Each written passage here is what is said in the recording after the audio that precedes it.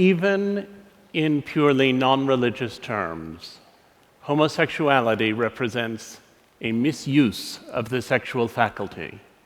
It is a pathetic little second-rate substitute for reality, a pitiable flight from life.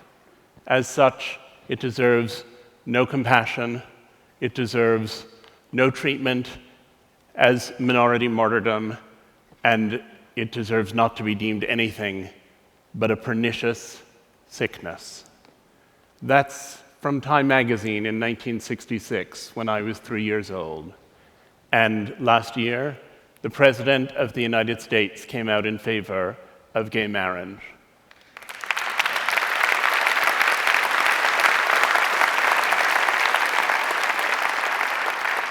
And my question is, how did we get from there to here? How did an illness become an identity? When I was perhaps 6 years old, I went to a shoe store with my mother and my brother, and at the end of buying our shoes, the salesman said to us that we could each have a balloon to take home. My brother wanted a red balloon, and I wanted a pink balloon. My mother said that she thought I'd really rather have a blue balloon, but I said that I definitely wanted the pink one, and she reminded me that my favorite color was blue. The fact that my favorite color now is blue, but I'm still gay, is evidence of both my mother's influence and its limits.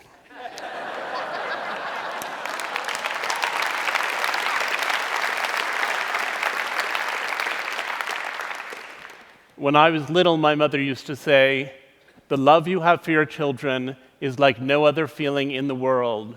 And until you have children, you don't know what it's like." And when I was little, I took it as the greatest compliment in the world that she would say that about parenting my brother and me.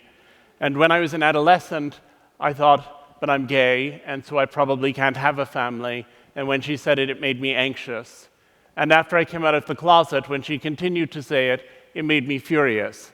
I said, "I'm gay, that's not the direction that I'm headed in, and I want you to stop saying that." About 20 years ago, I was asked by my editors at the New York Times Magazine to write a piece about deaf culture. And I was rather taken aback. I had thought of deafness entirely as an illness. Those poor people, they couldn't hear, they lacked hearing, and what could we do for them? And then I went out into the deaf world. I went to deaf clubs. I saw performances of deaf theater and of deaf poetry. I even went to the Miss Deaf America contest in Nashville, Tennessee, where people complained about that slurry Southern signing. And as I plunged deeper and deeper into the deaf world, I became convinced that deafness was a culture, and that the people in the deaf world who said we don't lack hearing, we have membership in a culture, were saying something that was viable. It wasn't my culture, and I didn't particularly want to rush off and join it, but I appreciated that it was a culture, and that for the people who were members of it, it felt as valuable as Latino culture, or gay culture, or Jewish culture. It felt as valid, perhaps even, as American culture. Then a friend of mine had a daughter who was a dwarf. And when her daughter was born, she suddenly found herself confronting questions that now began to seem quite resonant to me. She was facing the question of what to do with this child. Should she say, "You're just like everyone else, but a little bit shorter"? Or should she try to construct some kind of dwarf identity, get involved in the little people of America, become aware of what was happening for dwarfs? And I suddenly thought, most deaf children are born to hearing parents. Those hearing parents tend to try to cure them. Those deaf people discover community somehow in adolescence. Most gay people are born to straight parents. Those straight parents often want them to function in what they think of as the mainstream world, and those gay people have to discover identity later on. And here was this friend of mine looking at these questions of identity with her dwarf daughter. And I thought, there it is again, a family that perceives itself to be normal with a child who seems to be extraordinary. And I hatched the idea that there are really two kinds of identity. There are vertical identities which are passed down generationally from parent to child. Those are things like ethnicity. frequently nationality, language, often religion. Those are things you have in common with your parents and with your children.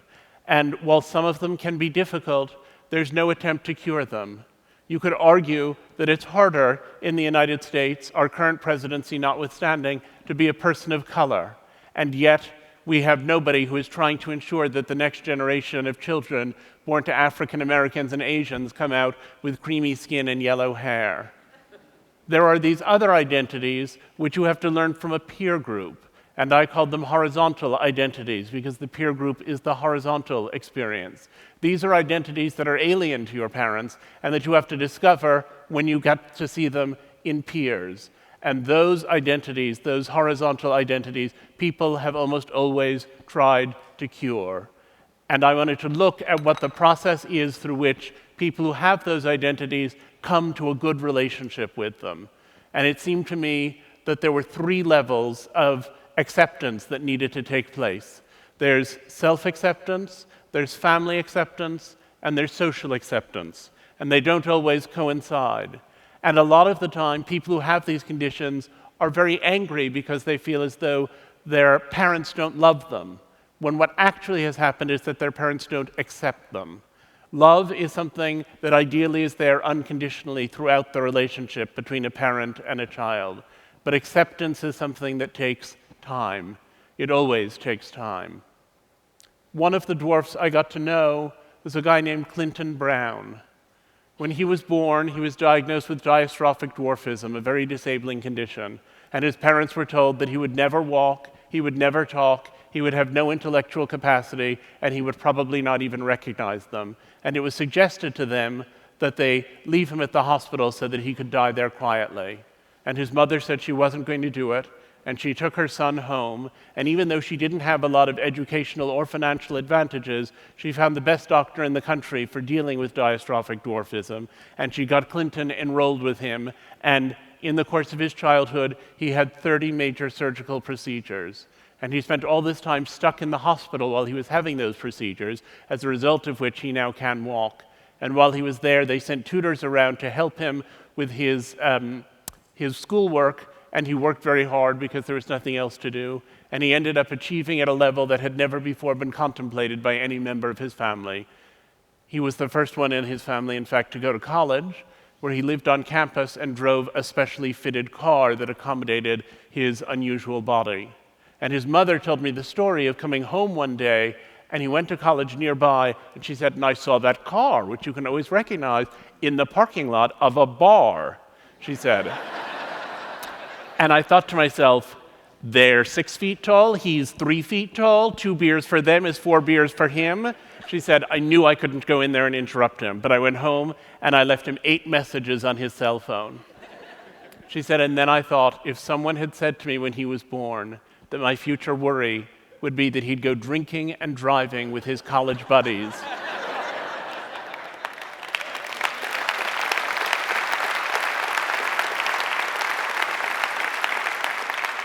and I said to her, what do you think you did that helped him to emerge as this charming, accomplished, wonderful person? And she said, what did I do? I loved him, that's all. Clinton just always had that light in him, and his father and I were lucky enough to be the first to see it there. I'm going to quote from another magazine of the 60s. This one is from 1968, the Atlantic Monthly, Voice of Liberal America, written by an important bioethicist. He said, there is no reason to feel guilty about putting a Down syndrome child away, whether it is put away in the sense of hidden in a sanitarium or in a more responsible, lethal sense. It is sad, yes, dreadful, but it carries no guilt. True guilt arises only from an offense against a person, and a Downs is not a person. There's been a lot of ink given to the enormous progress that we've made in the treatment of gay people. The fact that our attitude has changed is in the headlines every day. But we forget how we used to see people who had other differences, how we used to see people who were disabled, how inhuman we held people to be.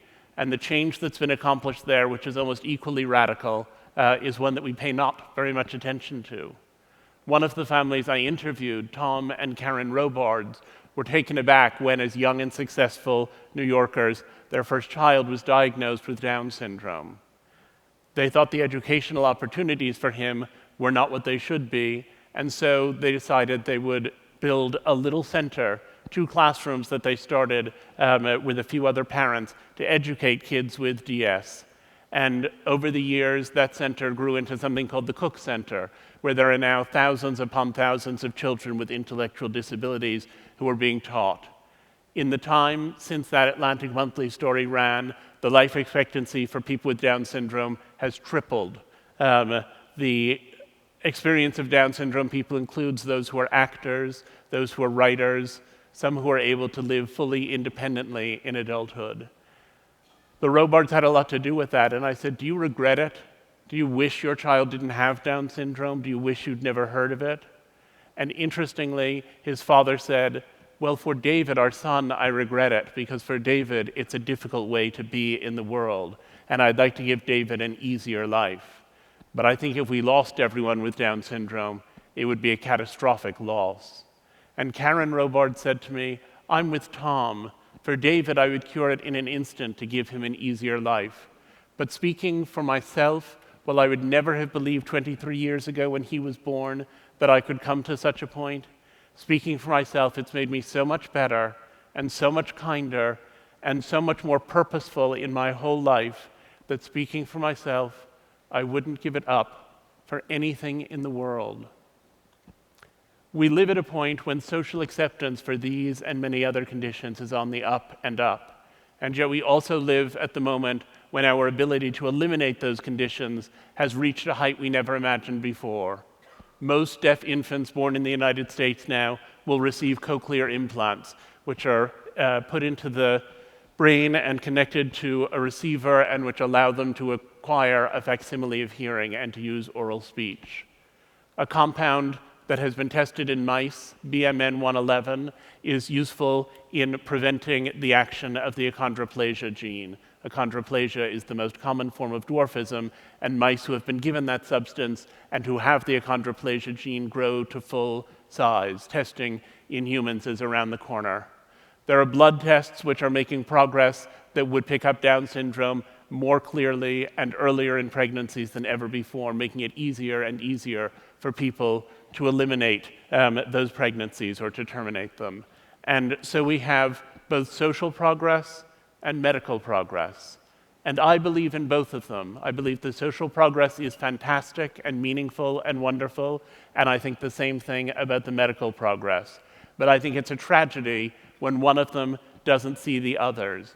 And when I see the way they're intersecting in conditions like the 3 I've just described, I sometimes think it's like those moments in grand opera when the hero realizes he loves the heroine at the exact moment that she lies expiring on a divan. We have to think about how we feel about cures altogether. And a lot of the time, the question of parenthood is, what do we validate in our children and what do we cure in them? Jim Sinclair, a prominent autism activist, said, when parents say, I wish my child did not have autism, what they're really saying is, I wish the child I have did not exist, and I had a different, non-autistic child instead. Read that again. This is what we hear when you mourn over our existence. This is what we hear when you pray for a cure, that your fondest wish for us is that someday we will cease to be, and strangers you can love will move in behind our faces. It's a very extreme point of view, but it points to the reality that people engage with the life they have, and they don't want to be cured, or changed, or eliminated.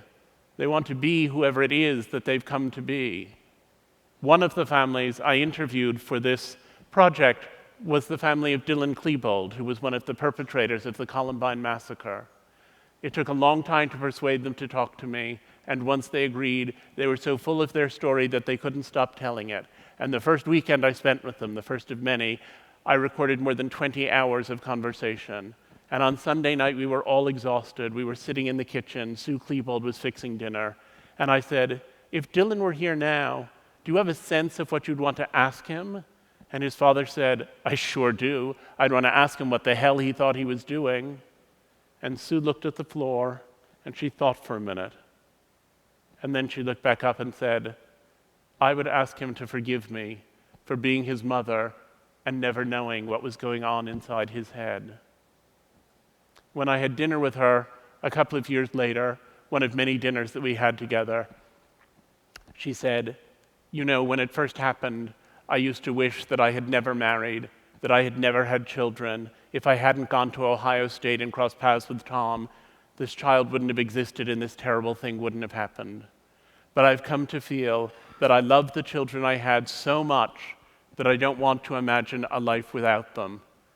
I recognize the pain they cause to others, for which there can be no forgiveness, but the pain they cause to me, there is, she said. So while I recognize that it would have been better for the world if Dylan had never been born, I've decided that it would not have been better for me. I thought it was surprising how all of these families had all of these children with all of these problems that they mostly would have done anything to avoid, and that they had all found so much meaning in that experience of parenting. And then I thought, all of us who have children love the children we have with their flaws. If some glorious angel suddenly descended through my living room ceiling and offered to take away the children I have and give me other, better children, more polite, funnier, nicer, smarter, I would cling to the children I have and pray away that atrocious spectacle. And ultimately, I feel that in the same way that we test flame-retardant pajamas in an inferno to ensure they won't catch fire when our child reaches across the stove, so these stories of families negotiating these extreme differences reflect on the universal experience of parenting, which is always that sometimes you look at your child and you think, where did you come from? It turns out that while each of these individual differences is siloed, there are only so many families dealing with schizophrenia, there are only so many families of children who are transgender, there are only so many families of prodigies who also face similar challenges in many ways. There are only so many families in each of those categories. But if you start to think that the experience of negotiating difference within your family is what people are addressing, then you discover that it's a nearly universal phenomenon. Ironically, it turns out that it's our differences and our negotiation of difference that unite us. I decided to have children while I was working on this project, and many people were astonished and said, but how can you decide to have children in the midst of studying everything that can go wrong? And I said, I'm not studying everything that can go wrong. What I'm studying is how much love there can be even when everything appears to be going wrong. I thought a lot about the mother of one disabled child I had seen, severely disabled child who died through caregiver neglect. And when his ashes were interred, his mother said, I pray here for forgiveness for having been twice robbed, once of the child I wanted, and once of the son I loved. And I figured it was possible then for anyone to love any child if they had the effective will to do so. So my husband is the biological father of 2 children with some lesbian friends in Minneapolis. I had a close friend from college who'd gone through a divorce and wanted to have children, and so she and I have a daughter, and mother and daughter live in Texas. And my husband and I have a son who lives with us all the time, of whom I am the biological father, and our surrogate for the pregnancy was Laura, the lesbian mother of Oliver and Lucy in Minneapolis. So